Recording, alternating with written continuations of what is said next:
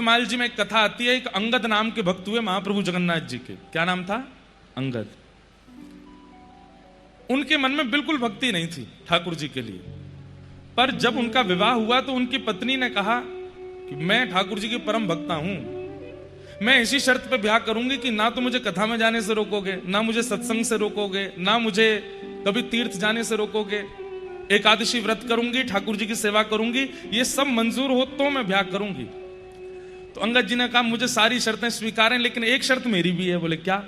तुम जो भी करोगे मुझसे जिद नहीं करोगे कि मैं कथा में चलूं, सत्संग में चलूं, तीर्थ जाऊं, मंदिर बैठूं, एकादशी करूं, मैं कुछ नहीं करूंगा।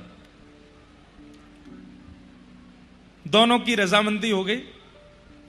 लेकिन अंगद जी का एक स्वभाव था कि वो अपनी पत्नी से इतना प्रेम करते थे, उनके रूप से, उनके स्वभाव से, उनके क्रियाओं से इतना प्रेम करते थे, वो अगर कुछ कहते तो मान लेते थे, बस कथाएं आदि नहीं सुनते थे। एक बार उनकी पत्नी ने सोचा आज एकादशी का दिन है, मेरा जन्मदिन भी आ गया है संभवतः एकादशी को, आज अपने गुरुजनों को घर बुला के मधुर कथा कराती हूं। तो घर पे जैसी कथा कराई तो संत जन बैठ करके कथा कीर्तन कर रहे थे। इतने में ही अंगद जी आ गए। अंगद जी ने जैसी देखा कि संत महात्मा वैष्णव जन खूब सारे इकट्ठे घर में हो गए और उछल उछल के नाच रहे हैं, कीर्तन कर रहे हैं, अंगद जी को क्रोध आ गया और जाकर के उन्होंने पूरा माहौल बिगाड़ा। संत जनों को कहा निकलो यहां से, तुम्हारी धर्मशाला है ये, घर है मेरा, कोई कथा नहीं होगी, कुछ नहीं होगा, सब लोग अपने अपने घर जाओ। आज उनकी पत्नी ने कहा कि आप भक्ति नहीं करते, कथा नहीं सुनते, मंदिर नहीं जाते, मैंने फिर भी आपसे विवाह किया, लेकिन मैंने पहले ही कहा था कि मेरी क्रियाओं में हस्तक्षेप नहीं करना। अंगद जी बोले मैंने हस्तक्षेप नहीं किया, बाहर चाहे जितना सुनो, घर में कोई नहीं आएगा, मेरा घर है ये। बोले घर में नहीं आएगा, आपको पता चला कि आपके घर में कथा हो रही है तो कथा के बाद मुझे बोल देते कि कल से कथा घर में मत करवाना। ये बीच में इतना माहौल खराब करके और संतों का अपमान करने की क्या आवश्यकता थी? अंगद जी बोले अब तो हो गया, मुझे क्रोध आया। बोले आपसे तो हो गया, लेकिन एक वैष्णव अपराध आपने किया है। अब मैं व्रत लेती हूं आज कि प्राण त्याग दूंगी, लेकिन अपना मुख आपको नहीं दिखाऊंगी, आपका त्याग नहीं करूंगी, आपके यहां रहूंगी, भोजन बनाऊंगी, आप जैसे कहेंगे वैसे रहूंगी, लेकिन अपना मुख नहीं दिखाऊंगी आपको और ना आपका मुख देखूंगी। अंगद जी महाराज तो बड़े उदास हो गए। पत्नी को ही तो देखते थे वो, उसी में ही तो सुख मिलता था उनको। 6 महीने हो गए पत्नी ने मुख नहीं दिखाया। एक दिन अंगद जी बाहर निकले, बड़े उदास हताश जा रहे थे, तो कहीं कथा हो रही थी, ऐसी पंडाल लगा था, लोग बाग बैठ के सुन रहे थे। अंगद जी ने सोचा इस कथा ने ही मेरा घर बर्बाद कर दिया, सुन के तो आऊं, ऐसा होता क्या है कथा में, मेरी पत्नी कथा के आगे, सत्संग के आगे मुझे छोड़ रही है, कथा नहीं छोड़ती, सुनूं तो सही है क्या। आके सबसे पीछे अंगद जी बैठ गए और जैसे ही अंगद जी बैठे हैं, जय हो महाराज, जय, बड़ी कृपा, जय खाटू श्याम भगवान की जय। ऐसा क्या है कथा में? तो कथा में जाके पीछे बैठ गए, अंगद जी सुनने लगे। सुनते सुनते सुनते उनका ऐसा मन लगा, ऐसी रुचि आई, ऐसा प्रेम बढ़ा कथा से उनको, मतलब 6 महीने से जो पत्नी को ना देखने का जो विरह था चित्त में, शांत हो गया। इतना अच्छा लगा। थोड़ी देर बाद सब लोग उठ करके जाने लगे। तो अंगद जी बोले क्या हुआ, आप लोग सब जा क्यों रहे? बोले कथा विश्राम हो गई। अब कब होगी? बोले कल फिर होगी, दोपहर में होगी 3 बजे से, आ जाना। तो अंगद जी महाराज बोले अच्छा मैं आ सकता हूं? बोले हाँ आ जाना। अगले दिन अंगद जी फिर चले गए कथा में। दूसरे दिन फिर सुनी और अच्छा लगा।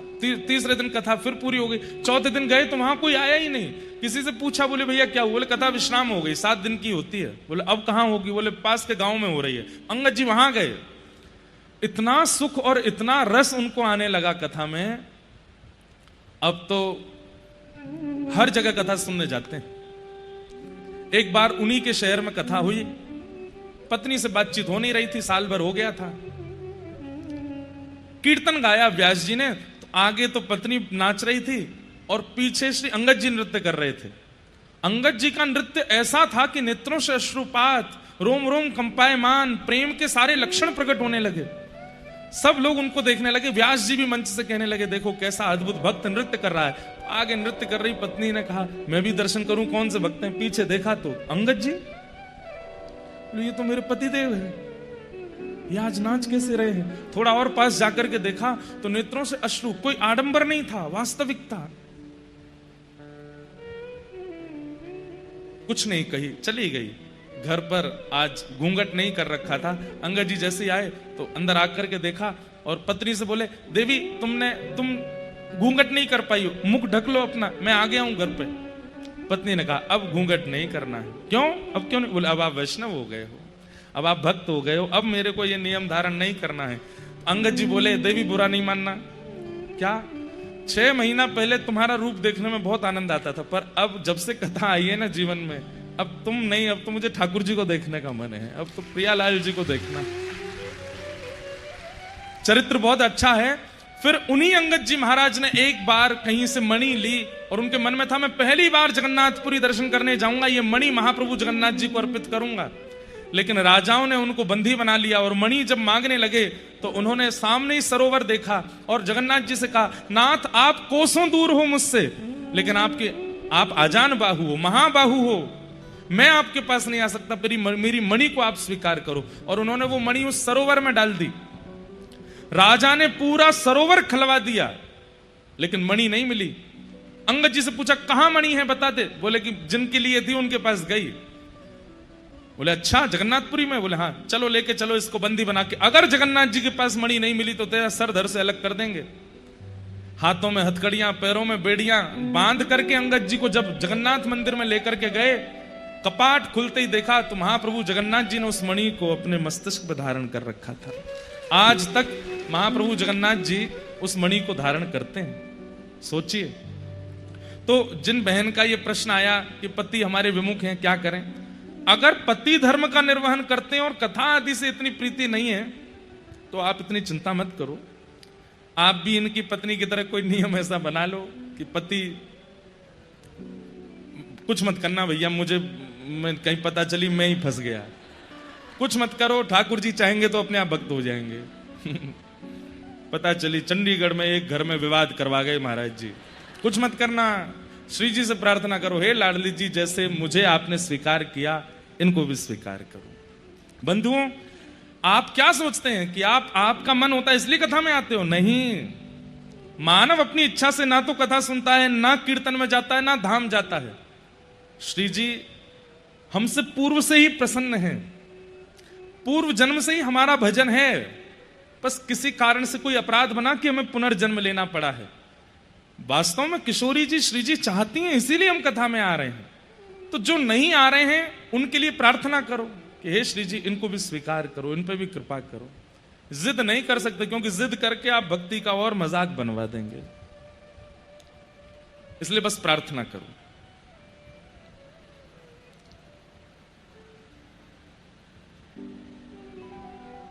एक बड़ा विचित्र प्रश्न है,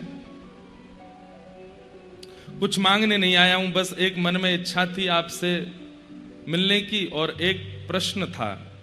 7 साल से एक कन्या से प्रेम करते हैं पूरे भाव से,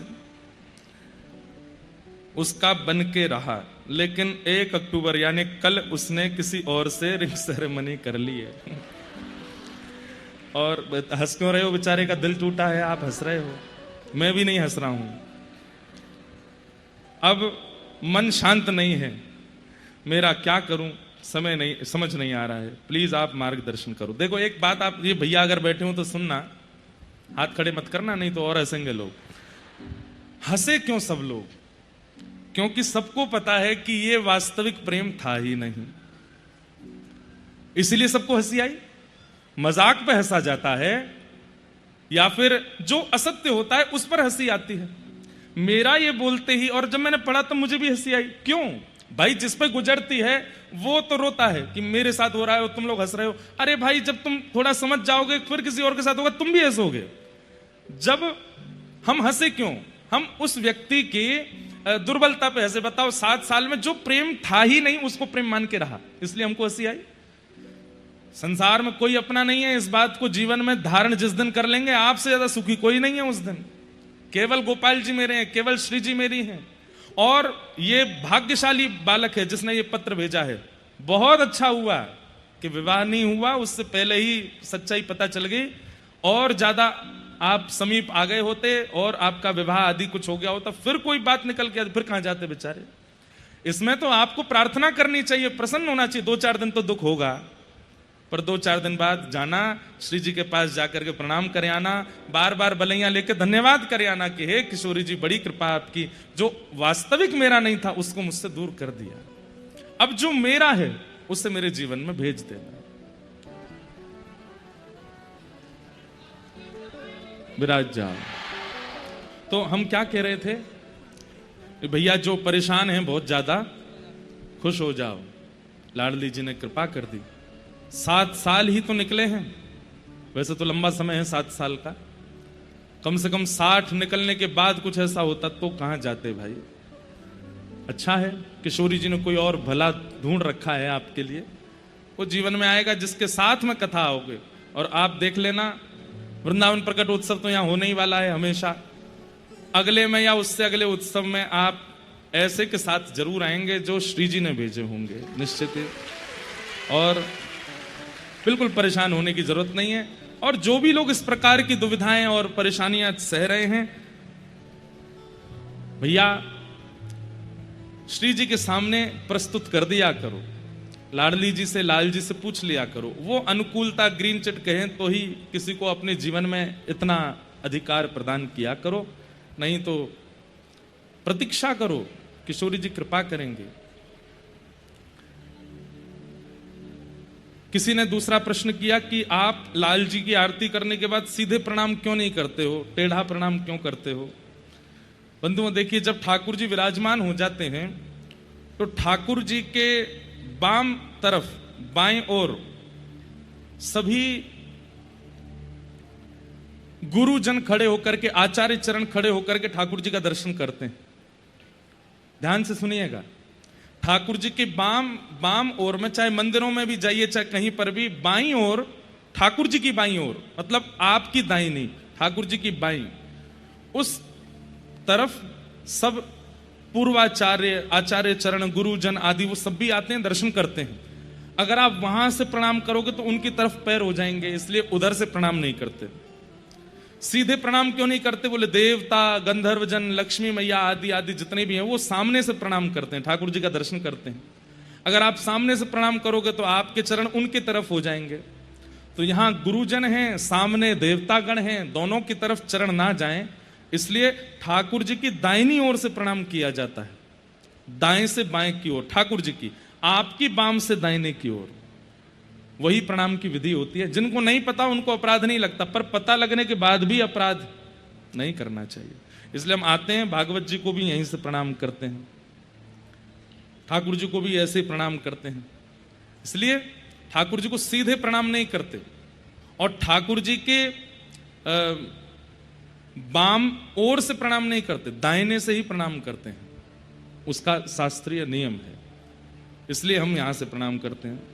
जब आप आरती करने के बाद ठाकुर जी को मिरर क्यों दिखाते हो, मिरर नहीं, उसको आरसी बोलते हैं। क्या बोलते हैं, है तो वो मिरर ही, पर आरसी मतलब ठाकुर जी दर्पण देखते हैं। क्यों देखते हैं, आप कथा में आने से पहले काय को शीशा दिख के आते हो, बाल वाल अपने बढ़िया करके आते हो, क्यों, अरे भाई कहीं जाते तो नहीं ठीक ठाक। ऐसे ठाकुर जी भी आरती कराने से पहले कहने मुंह दिखा तो दे, मैं लग के सो रहूं, इतनी जनता मुंह को देख रही है, मुंह को दिखा। इसलिए ठाकुर जी को दर्पण दिखाते हैं, और फिर दर्पण अपनी ओर करके ठाकुर जी को उसमें देखते हैं, और फिर ठाकुर जी को कंफर्म करते हैं कि नहीं और लोग के बढ़िया लग रहे हो, तब कहते हैं अब कर मेरी आरती। एक भाव। दूसरा भाव, ठाकुर जी का जो श्री अंग है वो ठाकुर जी हैं, और जो श्रृंगार है वो किशोरी जी हैं। मुकुट से लेकर के पैर की पाजे तब जो भी ठाकुर जी धारण करते हैं सब किशोरी जी। तो ठाकुर जी यूं कह, मैं नेक मुंह को दिखा तो सही, आज किशोरी जी कितनी आई है मेरे ऊपर। तो ठाकुर जी जब प्रतिबिंब देखते हैं तो अपने श्रृंगार में किशोरी जी का दर्शन करते हैं। और दूसरी बात, प्रतिबिंब में हर चीज उल्टी हो जाती है। ठाकुर जी मुकुट पहनते हैं इधर, पर हमारी किशोरी जी सब कुछ धारण करती हैं, चूड़ामणि धारण करती हैं इधर। तो जैसे ही आप प्रतिबिंब ठाकुर जी को दिखाते हैं उसमें ठाकुर जी का प्रतिबिंब उल्टा, सब श्रृंगार विपरीत हो जाता है। तो वो विपरीत श्रृंगार जो है वही किशोरी जी हैं। तो ठाकुर जी किशोरी जी से आज्ञा लेते हैं कि मैं सबन को दर्शन दे दूं, तो अपने प्रतिबिंब में किशोरी जी को देखते हैं। और अंतरंग रहस्यात्मक कई भाव हैं ठाकुर जी को आरसी दिखाने के, ये मुख्य भाव हैं, इनको आप सुन लीजिए। अब प्रश्न उत्तर सबको हम प्रणाम करते हैं, बहुत सारे हैं, लेकिन ये विशेष भाव हैं। कल हम लोग बड़े प्रेम और भाव से ठाकुर जी वृंदावन आ गए हैं, ये लीला सुन रहे थे। बंधुओं, एक बात हमारी ध्यान रखिएगा,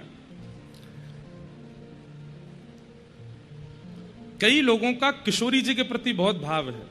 अभी एक नया भाव शुरू हुआ है, उनको श्री जी के प्रति बहुत भाव है, परंतु ठाकुर जी के प्रति इतनी प्रीति नहीं। कईयों का ठाकुर जी के प्रति बहुत प्रेम है, श्री जी के प्रति इतना प्रेम नहीं। हमारे श्री राधा वल्लभ और हरिवंश परंपरा में श्री जी प्रधान हैं, पर इसका मतलब यह नहीं है कि ठाकुर जी को वो पीछे रखते हैं। वो ठाकुर जी को ही श्री जी मानते हैं, उनके लिए ठाकुर जी श्री जी भिन्न नहीं है, एक ही है। ये विरोध आप लोग अपने चित्त में मत लाया कीजिए।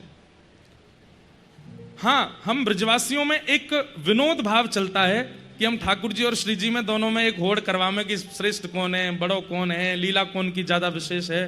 पर एक स्थिति में जब आ जाओ तब आप ये कर सकते हो। अभी प्रारंभिक स्थिति में हो और हमेशा अपने आप को प्रारंभिक ही मानिएगा। आपने भक्ति में जिस दिन मान लिया कि अब मैं सेकंड स्टेज पर हूं, अब मैं थर्ड स्टेज पर हूं, अब मैं थोड़ा सामान्य से ऊपर उठ चुका हूं, उसी दिन भक्ति घटने लगेगी। कितनी भी आपको अनुभूतियां हो जाएं, कितने भी अनुभव हो जाएं, कितने भी आप कथाएं सुन लीजिए, कभी भी मन में यह भाव मत लाइएगा कि आप अब कुछ श्रेष्ठ हो चुके हो। अब ये लोग सामान्य हैं, इनके बीच बैठना मेरे लिए उचित नहीं है, मैं इस स्तर का नहीं हूं। ये जिस दिन भाव आया आपके चित्त में, उसी दिन आपकी भक्ति घटने लगेगी। लेकिन हमारी प्रार्थना है कम से कम लोग शंकर जी में ठाकुर जी में भेद मानते हैं, नारायण में कृष्ण में भेद मानते हैं, उन लोगों को तो हम समझाते ही हैं, पर प्रिया जी और ठाकुर जी में भेद मानने लगते हैं। ये बहुत बड़ा अपराध है भक्ति में, ये बात कभी नहीं करनी। एक प्रश्न ऐसा भी आया है कि हमको श्री जी का नाम बहुत प्रिय लगता है, पर हम वृंदावन में जाते हैं तो मंदिर में जब ठाकुर जी दिखते हैं तो मन बहुत पीड़ित होता है, श्री जी क्यों नहीं दिखती? अरे ये अपराध है, आप ऐसा कैसे कर सकते हो? आप श्री लाल जी में ही श्री जी का दर्शन करो। आप उनको देख करके ये भाव कैसे ला सकते हैं कि आप हटो श्री जी आओ? ऐसे भाव कैसे हो सकता है? ब्रज की एक बड़ी मधुर लीला है, मैं बहुत कम सुनाता हूं, चित्रा सखी का चरित्र। बरसाने के पास में गांव है चिकसौली, वहीं की श्री चित्रा सखी थी। कम से कम 4 साल से हमारी वहां की कथा पेंडिंग चल रही है, वहां अकिंचन सुनानी है हमको चित्रा जी को। चित्रा सखी जी के चरित्र में एक भाव आता है, लाल जी रोते रोते गए यशोदा मैया के पास। मैया बोली, लाला का भयो, काई को रो है? मैया देख मेरो हाथ कैसो सूज गयो पूरो। मैया बोली, अरे लाला तेरो हाथ कैसे सूज गो? ठाकुर जी बोले, मैया भैया कछु स्वर वर कछु हो तो दे दो, नहीं हल्को से। क्या बता रहा था मैं? हाँ, हाथ सूज गया। अब कुछ गाने का मन होता है ना, तो स्वर तो चाहिए थोड़ा। तो ठाकुर जी के हाथ सूज गए। मैया बोली, मेरे लाला को हाथ कैसे सूज गो? ठाकुर जी बोले, मैया मेरो एक नयो सखा बनो है, तो वो मोते इतनो स्नेह करे, मैं जब बातें मिलूं तो मेरे गले ही लगो रेगो, और जैसे ही मैं वापस नंद भवन को आने लगूं तो मेरा हाथ पकड़ ले और मोते के लाला मो तो दूर मत जा, मैं तेरे बगैर कैसे रहूंगो, मैं तेरे बिना रहना पाऊंगो। मैया बड़ी मुश्किल से बातें हाथ छुड़ा के आया हूं, मेरे कंगन करूला सब खींच ले, बात मेरा हाथ सूझ गो। मैया बोली, लाला सुन, कल ते तेरो बाहर जानो बंद, जो भी खेलना यहीं घर में खेल ले, कहीं नहीं जाएगो। ठाकुर जी बोले, ना बाहर तो जाऊंगो, मेरो मन ना लगे, मेरे और भी सखाएं उनते मिलवे जाऊंगो, खेलवे जाऊंगो। मैया बोली, बाहर जावेगो और बात सखाते तो डरो लग रहा है। कई बार अति प्रेम भी भय प्रकट कर देता है। क्या समझे? अतिशय प्रेम भी भय प्रकट कर देता है। ठाकुर जी डर भी रहे हैं और बाहर जानो भी है। मैं बाहर जाऊंगा मैया फिर तो पकड़ लेगो, फिर ना आन देगो, और वो रोवे चीख चीख के, मोए इतनी दया आवे फिर वापे, मैं कैसे रहूंगा के पास? मैया बोली, लाला या को एक ही उपाय है, तू बाहर जानो बंद कर। वो ना, बाहर तो जाऊंगा। मैया बोली तो फिर और दूसरा उपाय बता। बोले मैंने कहीं सुनी है कि अगर चित्र बनाए के बाद चित्र को देखो जाए ना, तो फिर जाते हम प्रेम करें, वो भले ही सामने ना हुआ कि चित्र देख देख के ही सुख मिले। मैया तू मेरा एक चित्र बनवाए दे, वह चित्र को मैं सखा को दियाऊंगा, 24 घंटा भाई को पकड़े रहेगो, कम से कम मेरा हाथ छोड़ेगो। मैया बोली लाला अब तेरा चित्र कौन ते बनवाऊं? मैया कोई तो बनवा, तू मेरा चित्र बनवाए दे, मेरा खिलना ना छूटेगा और मेरा सखाऊ खुश रह जाएगो। मैया बोली ठीक है लाला, मैं देखूं कोई है चित्र बनाए वारी। तो कोई सखी आई, वहां से मैया बोली मेरे लाला को चित्र बनवाना है। अरे मैया तुम्हारे लाला को चित्र कौन बनाएगा? बोले क्यों? बोले हर दिना तुम्हारो लाला बदल जाए, आज जितना सुंदर है कल बातें एक और सुंदर रह जाए। अरे दिन की तो छोड़ो मैया, सुबह जैसा है शाम तक वैसा ना रहे, शाम को और सुंदर रह जाए, शाम को जैसा सवेरे तक और सुंदर रह जाए।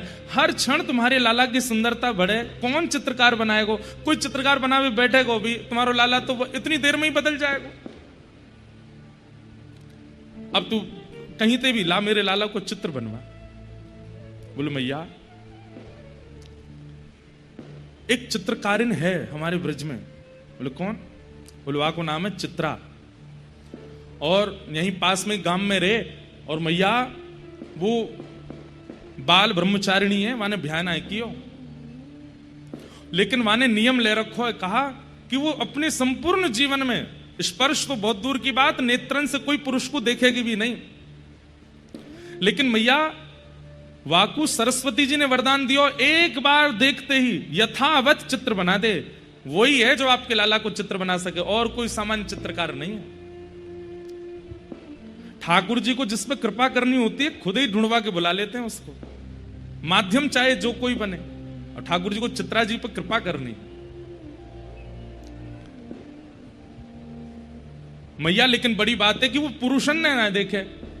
अरे मेरो लाला पुरुष कहां है? छोटा सा लाला है, बालक है भैया, तो देख सके। और मैया मैं पूछूंगी, वो आवेगी, बोले वो जो कहेगी, जितने रत्न जितने आभूषण जितनी मणि वहां के चरणन में धर दूंगी मैं, मेरे लाला को चित्र बना। और अब सखा के लिए नहीं, मोए अपने काज बनवानो है। वहां पीछे कुछ हो रहा है क्या है? इधर देखो क्या? अरे तो दशहरा महा कौन सा रावण आगो भैया, इतकू देखो, सब लोग इधर देखो भैया, कथा सुनो। मैया बोली अब वाके सखा के काज नहीं, मोए अपने काजे भी लाला को चित्र बनवानो है।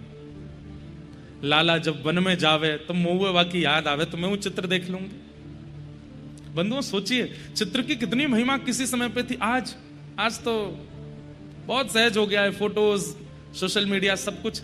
कहीं ना कहीं थोड़ा हम लोग बहुत इजी हो गए हैं, इसलिए प्रेम भी घट गया लोगों में, प्रेम का मतलब जानना भूल गए लोग। असहजता में भी प्रेम बढ़ता है।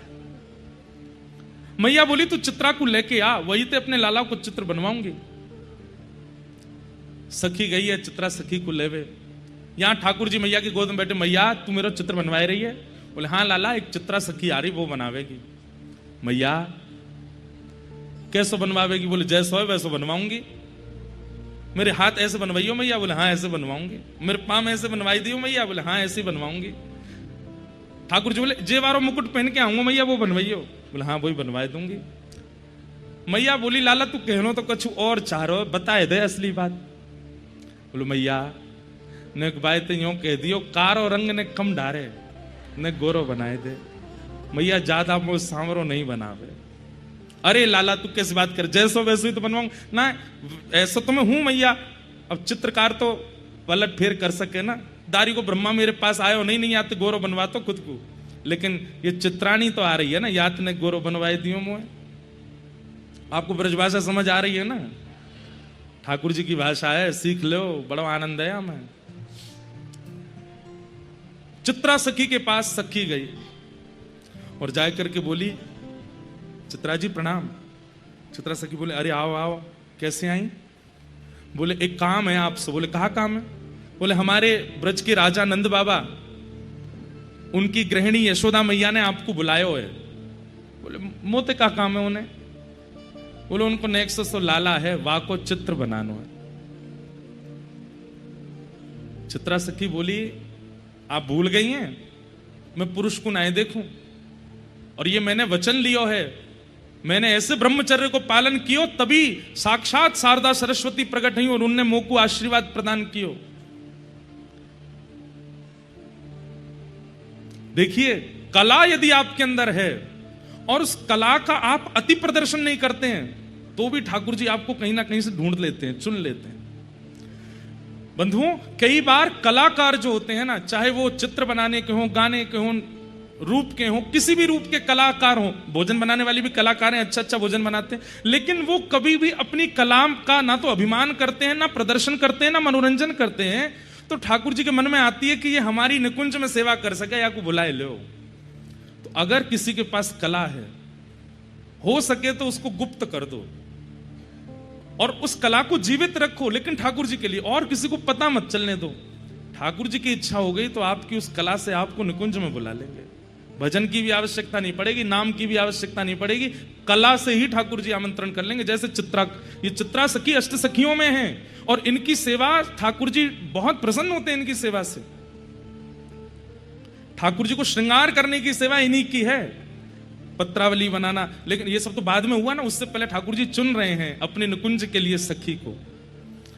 तो सखी ने जाके कही कि मेरे यशोदा मैया के लाला को चित्र बनाना। चित्रा सखी बोली मैं पुरुष दर्शन नहीं करती, मैं नहीं जाऊंगी। अरे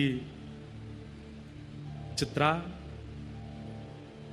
आज मेरे मन में एक बात आ रही है। बोले कहा तेरी जगह मैं होती और एक टक श्याम सुंदर देखवे को मोह मिलते ना, मैं एक बार को सरस्वती की विद्या को त्याग कर देती, अपने ब्रह्मचर्य को त्याग कर देती, लेकिन वह श्याम सुंदर को देखवे को अवसर ऐसा मिलता हो जैसे तो मिल रहा है, मैं नहीं छोड़ती। तेने अभी रूप देखो नहीं है, कैसो रूप, कैसो लावण्य, कैसे मुख कमल, कैसे नेत्र, कैसे केश, कैसी भुजा, कैसी चाल। अरे सामान्य पुरुष नहीं है, हृदय की जितनी पीड़ाएं हैं सब शांत हो जाती हैं, समाप्त हो जाती हैं। हृदय में मयूर नृत्य करने लगते हैं जब श्याम सुंदर सामने आते हैं। अद्भुत छवि है ठाकुर जी की। जो सखी चित्रा सखी को बुलाने के लिए गई है, कह रही है कि अरे चित्रा तू, मैं क्यों ना भाई, क्यों, मैं मना नहीं करती, मैं तो पहुंच जाती और एक टक श्याम सुंदर को निहारती। ऐसा कहा है उनके रूप में। अरे भूख चली जाए, प्यास मिट जाए, नींद उड़ जाए, कहां तक कहें, धरेगी पग कहूं जामेंगे कहीं। ऐसा रूप लावण्य है, नेत्र ऐसे हो जाएंगे कि तृप्त है गए, कान ऐसे हो जाएंगे स्वर सुन के कि तृप्त है गए, हृदय ऐसे हो जाएगा कि अब कछु देखना ही नहीं है, एक ठौर मिल गई है। ऐसे हैं श्याम सुंदर। चित्रा के मन में तो अभी भी ये नहीं आया कि वो परमात्मा है, अभी भी आया ऐसा क्या है उस बालक में। ठीक है देख, वैसे तो मैं पुरुषन को देखूं नहीं हूं, लेकिन तू इतनी महिमा कह रही है तो मैं जाऊंगी, देख। बोले हाँ जाओ। और ये ज्यादा जो थोड़े बहुत अहम में और थोड़े घमंड में जाते हैं ना ठाकुर जी के पास, उनके चूर करने के लिए तो ये बैठे ही रहते हैं। चित्रा सखी का ये देखूं तो सही, ऐसा कहा है भाई, इतनी महिमा गा रही है वाला अल्लाह की। चित्रा सखी आई द्वार पे, यशोदा मैया बाहर आई। यशोदा मैया का भी स्वभाव है, वो सबको भीतर नहीं बुलाती, बाहर ही मिल लेती हैं सबसे, क्योंकि यशोदा मैया का भी ये मन है मैं लाला ना दिखाना पड़े, मैं ही बता दूं और ये सुन के बना दे। तो मैया गई, अच्छा तुम ही हो चित्रा? बोले हाँ मैं ही हूं। मैया आप जल्दी अपने लाला को मुख दिखाए दो, एक बार देख लूं फिर चली जाऊंगी, बनाऊंगा को चित्र। कितने दिन लगेंगे? बोले कल सुबह तक दे दूंगी। बोले इतनी जल्दी? सरस्वती जी की कृपा है मुंह पे, एक बार कोई दिख जाए, एक झलक देखते ही सब बता दूंगी कैसे बने वो चित्र। अच्छा देख, मेरो लाला बड़ो सीधो है, बड़ो भोरो है, ऐसा गोल मटोल सा वाको मुखमंडल है, कमल जैसे वाके नेत्र हैं, सुंदर घुंघराले केश हैं। वो घुंघराले केश कभी कभी यहाँ आगे को आ जाएं, पीछे तक लटके रहें, उनमें यहाँ जूड़ो बनाए के ऊपर मोर पिछ पहने, हाथन में कड़ूला। चित्रा सखी बोली आप मुझे बता क्यों रही हो, दिखा दीजिए। दिखाना पड़ेगा? बोले हाँ अभी सो रहो है, अभी ना दिखा रही, तू सुन ले, सुन के बनाए दे। मैया ऐसे कैसे होगा, बिना देखे कैसे? बोले अच्छा जब तक उठे ना तब तक सुन तो ले, कैसे हो? बोले हाँ बताओ। बड़ो भोरो है, सीधो है बिल्कुल, ऐसा रे बिल्कुल कोई माटी को मथोना सो, पीतांबरी पहने, 2 दतुइयां हैं, ऐसे घुंघराले केश हैं, सिर पे अपनी मोर पिच्छ पहने। तो मैया बैठी है यहाँ पे, सामने चित्रा सखी बैठी है, और मैया जहां बैठी है वहीं ऊपर एक खिड़की है, वह खिड़की में पर्दा लगो भयो। ठाकुर जी वहीं खड़े खड़े सुन रहे हैं मैया कहा बता रही है। मैया ने जैसे कि बड़ो सीधो पीतांबरी पहने, मोर पिच्छ पहने, सोई ठाकुर जी ने अपने सबरे लत्ता उतारे, सब लत्ता उतार के कपड़ा उतार कर सोई खोल करके पर्दा ऐसे करे खड़े है गए। अब नीचे मैया कह रही बड़ो सीधो है, पीरे वस्त्र पहने, ऐसो माटी को सो मत होना, और ऊपर चित्रा सखी देख रही है, हाज हरी देखे नंगम नंगा बिल्कुल नंगम नंगा ऐसे मटक रहे हैं ऊपर। चित्रा बोली अच्छा सीधो है तुम्हारो लाला, हम बड़ो सीधो है। बोले मुझे तो लगनारो ने को कहाँ है। इतने में ठाकुर जी पर्दा कर लें और तुरंत पीतांबरी पहन करके बिल्कुल ऐसे हाथ थोड़ी पर धर के फिर पर्दा, हाँ मैया बुलाए रही, देखो बैठो तो है कैसे सीधो, ए चल पर्दा बंद कर ले, बाहर मत आवे। हाँ तो बड़ो सीधो मेरो लाला, नेक तो देख ही लियो। पीली पोशाक ही पहने, लाल नीली गुलाबी आए पसंद ना आए। इतने में ठाकुर जी लाल पोशाक पहने आए और तुरंत पर्दा खोल करके फिर मटकन लगे आगे। चित्रा सखी बोली मैया तुम्हारा लाला लाल ना पहने, ना पहन खड़ो तो है। जैसे मैया देखें सोई पर्दा कर लें, फिर उतार के फिर पीरी पहने आए। हाँ मैया तेने बुलाई, पीरी तो है। अब वो इतनी द्रुत गति से अपना रूप बदल रहे हैं और ऐसी ऐसी लीला कर रहे हैं, चित्रा सखी को तब को अनुभव नहीं हुआ। फिर ठाकुर जी ऊपर से बोलने लगे मैया जाते यो कह दियो मुझको गोरो बनाए दे, देख मेरो जैसो रंग है, यहां में नेक गोरो रंग और डायर दियो, नेक यहां में चूनो मिलाए करके बनाइयो, नेक में गोरो सा लगूं। चित्रा सखी को तब तो अनुभव नहीं हुआ, लेकिन जैसे ही लौट करके वापस जाने लगी है, ठाकुर जी ने अलग अलग रूप बना करके उसके सामने आकर के जो छाप उसके नेत्रों में छोड़ दी है। चलते चलते जाना था बरसाने की ओर, पहुंच गई जमुना जी की ओर, और फिर वहां जाकर के बोले मैं रास्ता कैसे भूल गई, ये मार्ग तो नहीं था मेरी कुटिया का। फिर पीछे की तरफ जाती है, लेकिन वही छवि, वही स्वरूप, वही स्वर कानों में गूंज रहा है, नेत्रों में घूम रहा है। और चित्रा सखी बस कभी देखती है कि पेड़ पर वही चंचल गोपाल दिखाई दे रहे हैं, कभी देखती है कि गैया चराते भाई वही श्याम सुंदर दिखाई दे रहे हैं, कभी कोई तालाब पोखर आ जाता है तो उसमें वहीं बैठ जाती है, उसमें नहाते हुए ठाकुर जी दिख रहे हैं। सब जगह चित्रा को वही स्वरूप दिखने लगा।